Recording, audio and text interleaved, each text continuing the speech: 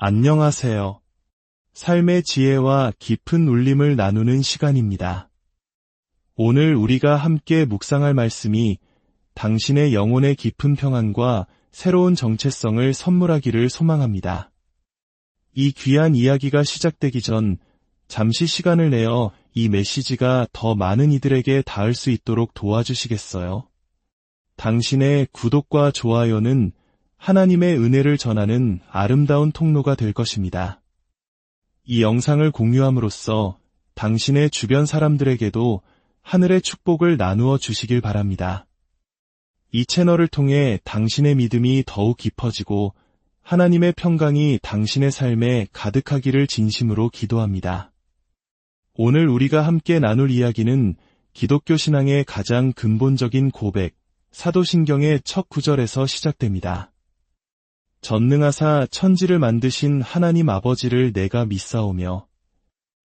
우리 중 많은 분들이 오랫동안 교회를 다니며 수없이 이 고백을 반복해왔을 겁니다.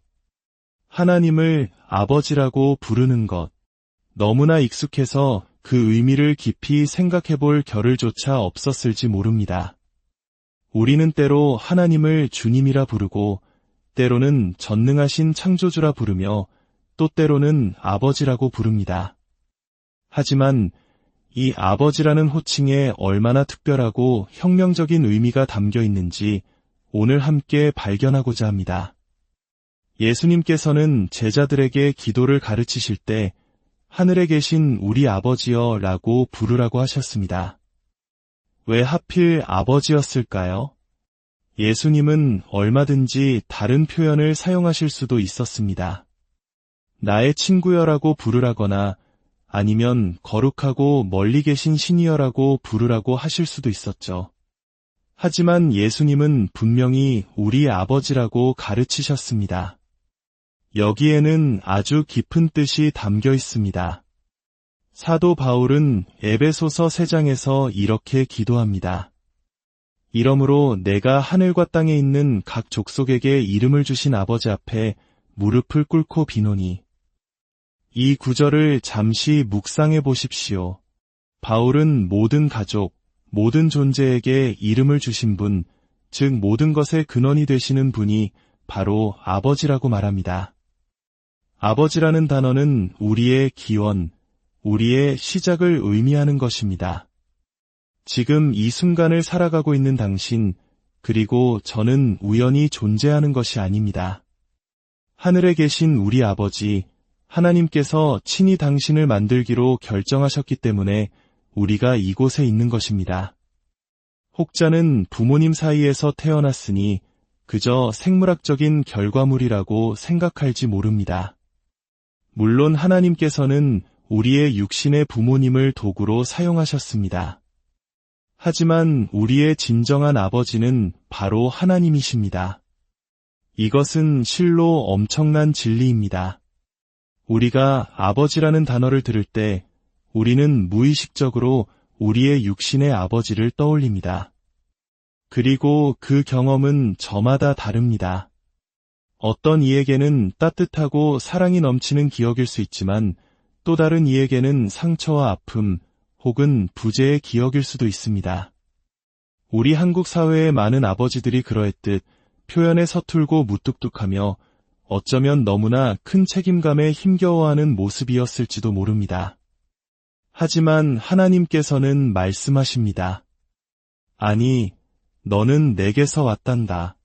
내가 너의 진정한 아버지란다. 당신은 하나님의 마음속에 품어진 생각이었고 그분의 계획이었습니다. 바울이 기도했듯이 하늘과 땅의 모든 가족이 그분으로부터 이름을 부여받았습니다. 당신에게 이름이 있고 당신이 존재한다는 사실 자체가 두 인간의 결정이 아니라 하나님 아버지의 사랑의 결정이었다는 증거입니다. 이 진리를 단 한 번이라도 깊이 묵상해 보신 적이 있습니까? 오늘 밤 이 진리가 우리의 마음에 깊이 새겨지기를 원합니다. 나는 하나님께서 만드셨기에 이 땅에 존재한다. 그분이 나의 참된 아버지시다. 예레미야 1장 5절은 제가 가장 사랑하는 구절 중 하나입니다. 하나님께서 예레미야에게 이렇게 말씀하십니다. 내가 너를 모태에 짓기 전에 너를 알았고 내가 배에서 나오기 전에 너를 성별하였고 너를 여러 나라의 선지자로 세웠노라. 잠시 멈추어 이 말씀을 음미해 봅시다. 내가 너를 모태에 짓기 전에 너를 알았다. 하나님, 제가 어머니의 뱃속에서 형체를 갖추기도 전에, 저라는 존재가 생겨나기도 전에 주님께서는 이미 저를 알고 계셨다는 말씀입니까? 그렇습니다. 우리의 시작은 어머니의 자궁이 아니라 하나님의 마음속이었습니다. 그리고 그분은 우리가 태어나기도 전에 우리를 거룩하게 구별하시고 우리 각자를 위한 특별한 계획과 목적을 세워두셨다고 약속하십니다. 우리가 하나님 아버지를 믿습니다. 라고 고백할 때 그것은 바로 이런 의미입니다. 하나님, 제가 존재하는 이유가 바로 당신이심을 믿습니다. 당신은 저의 진정한 아버지이시며 어머니의 태 속에서 저를 한 올 한 올 엮으셨습니다. 그리고 저를 이 땅에 보내신 분명한 이유와 목적이 있음을 믿습니다. 이 얼마나 놀라운 사실입니까? 시편 68편 5절은 이렇게 선포합니다. 그의 거룩한 처소에 계신 하나님은 고아의 아버지시며 과부의 재판장이시라. 이 땅에서 아버지의 사랑을 경험하지 못했거나 아버지를 일찍 여인 분들이 계십니까? 성경은 분명히 말합니다. 하나님께서 바로 당신의 아버지라고. 그분은 스스로를 아버지 없는 자들의 아버지라고 칭하십니다. 육신의 아버지와의 관계는 하나님을 이해하는 데 큰 영향을 미칩니다. 좋지 않은 기억을 가진 분들은 아버지라는 단어에 온갖 부정적인 감정의 짐을 짊어지게 됩니다. 하나님을 신뢰하고 사랑하기가 어렵게 느껴질 수 있습니다.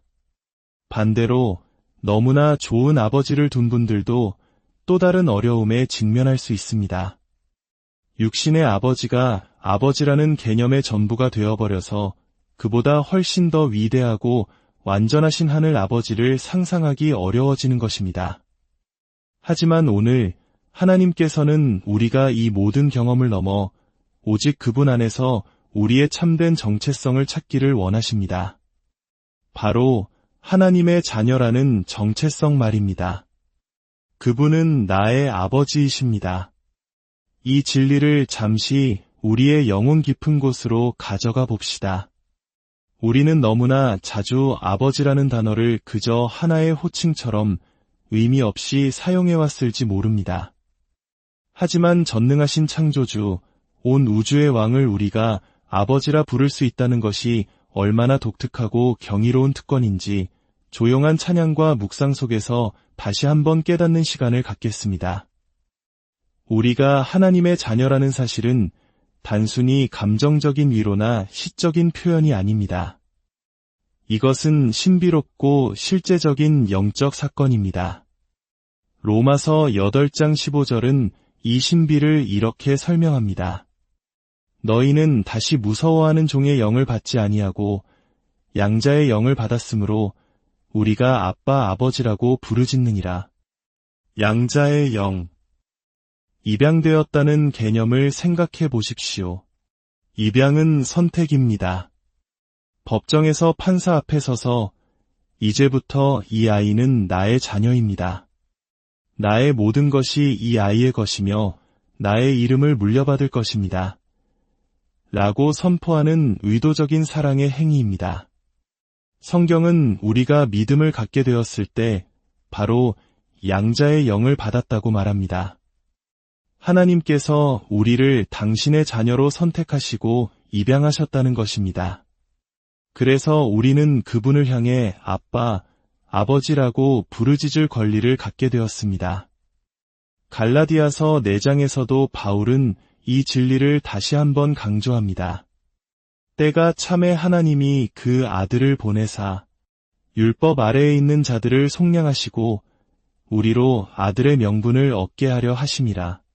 너희가 아들임으로 하나님이 그 아들의 영을 우리 마음 가운데 보내사 아빠 아버지라 부르게 하셨느니라. 로마서에서는 우리가 부르짖는다고 하고 갈라디아서에서는 우리 안에 계신 성령이 부르짖는다고 말합니다. 이것은 우리의 영과 하나님의 영이 하나가 되어 우리 존재의 가장 깊은 곳에서부터 터져나오는 외침이라는 뜻입니다. 이것은 단순히 입으로 아빠라는 단어를 소리내는 것 이상의 의미입니다. 우리 영혼 깊은 곳에서부터 하나님, 당신은 정말로 나의 아빠이십니다. 나의 진짜 아버지이십니다. 당신이 나를 입양하셨고 나는 당신의 자녀입니다. 라고 외치는 것입니다. 아마 우리는 너무나 오랫동안 보수적인 신앙 안에서 이 모든 것을 비유적으로만 해석해왔을지 모릅니다. 마음속으로 조용히 외치는 것이라고 생각했을 겁니다. 하지만 성경이 말하는 부르짖음은 그보다 훨씬 더 역동적이고 실제적인 경험입니다. 지금 이 시간 잠시 주변의 모든 것을 잊고 당신의 영혼이 하나님을 향해 외칠 수 있는 공간을 허락해 주십시오. 눈을 감으셔도 좋습니다. 온 우주를 다스리시는 하나님께서 당신에게 양자의 영을 주셨음을 믿음으로 받아들이십시오. 그리고 당신 존재의 가장 깊은 곳에서부터 그분이 듣기 원하시는 그 이름으로 그분을 불러보십시오. 아빠, 아버지. 다른 사람을 의식하지 마십시오. 당신과 하나님, 단 둘만의 시간입니다. 당신의 영혼이 이끄는 대로 그분을 부르십시오. 소리 내어 외치고 싶다면 그렇게 하십시오. 속삭이고 싶다면 그렇게 하십시오. 성령께서 당신을 어떻게 이끄시든 당신의 아버지께 부르짖으십시오. 아빠, 아버지, 저는 아버지의 것입니다. 저는 당신께 속했습니다. 저는 지금 이 순간 하나님께서 당신의 자녀들이 아빠라고 부르짖는 소리를 들으시고 얼마나 기뻐하시는지 믿습니다. 우리의 정체성은 바로 그분 안에서 발견됩니다. 요한일서 3장 1절은 이 감격을 이렇게 표현합니다. 보라, 아버지께서 어떠한 사랑을 우리에게 베푸사 하나님의 자녀라 일컬음을 받게 하셨는가, 우리가 그러하도다. 그러므로 세상이 우리를 알지 못함은 그를 알지 못함이라. 보라, 우리가 하나님의 자녀라 불릴 수 있도록 아버지께서 우리에게 얼마나 놀라운 사랑을 주셨는가. 그리고 성경은 덧붙입니다. 우리가 그러하도다. 즉, 우리가 바로 그 하나님의 자녀다. 이것이 바로 우리의 정체성입니다. 세상은 우리에게 다른 정체성을 강요합니다. 당신이 하는 일, 당신의 직업, 당신의 학벌, 당신이 이룬 업적으로 당신을 정의하라고 말합니다. 무엇을 남길 것인가, 어떻게 기억될 것인가에 집착하게 만듭니다. 하지만 성경은 그 모든 것을 뛰어넘는 우리의 근본적인 정체성을 선언합니다. 나는 하나님의 자녀다. 이것보다 더 자랑스럽고 영광스러운 정체성이 어디 있겠습니까? 당신이 얼마나 많은 돈을 벌었는지, 얼마나 성공했는지, 얼마나 유명한 대학을 나왔는지는 중요하지 않습니다. 온 우주의 왕께서 나를 너무나 사랑하셔서 나에게 당신의 자녀라 불릴 권리를 주셨다는 사실. 이것이 나의 실체입니다. 이것이 바로 나입니다. 우리는 다른 누군가의 그늘 아래 사는 것이 아니라 자신만의 정체성을 만들라고 배우는 시대에 살고 있습니다. 하지만 신앙 안에서 저는 최근에야 깨닫게 되었습니다. 나의 가장 위대한 정체성은 내 스스로 만드는 것이 아니라 하나님께서 부여하신 하나님의 자녀라는 사실을 기쁘게 받아들이는 것임을 말입니다. 그분의 자녀가 되었기에 우리는 그분의 상속자가 되었습니다. 그분의 모든 것이 우리의 것입니다. 그분의 보호하심이 우리와 함께합니다. 그분의 사랑이 영원토록 우리를 붙드십니다. 사망이나 생명이나 천사들이나 권세자들이나 그 어떤 피조물이라도 우리를 우리 주 그리스도 예수 안에 있는 하나님의 사랑에서 끊을 수 없습니다. 오늘 밤 이 진리 안에서 당신의 정체성을 다시 한번 확인하십시오. 혹시 아버지라는 단어가 너무나 흔해져서 당신이 하나님의 자녀로 입양되었다는 이 엄청난 사건을 단 한 번도 진정으로 축하해 본 적이 없지는 않습니까? 내가 감히 하나님의 자녀라 불리다니, 그리고 그것이 바로 나의 진짜 모습이라니 하며 감격해 본 적이 있습니까? 세상을 말씀으로 창조하신 그 하나님께서 나를 생각하셨고 나를 만드셨습니다.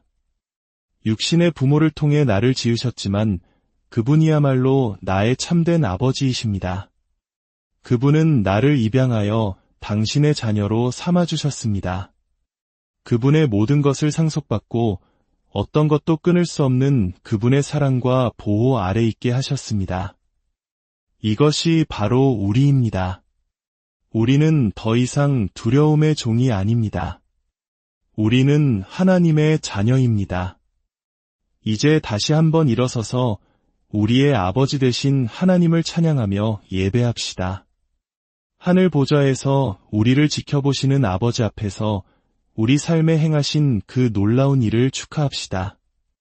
우리를 자녀 삼아주신 아빠, 아버지의 그 위대한 사랑을 온 마음으로 기념합시다. 이 방송을 듣는 모든 분들의 삶 위에 하늘 아버지의 놀라운 사랑과 보호하심이 늘 함께하기를 기도합니다. 당신이 어디에 있든 무엇을 하든 당신은 존귀한 하나님의 자녀임을 결코 잊지 마십시오.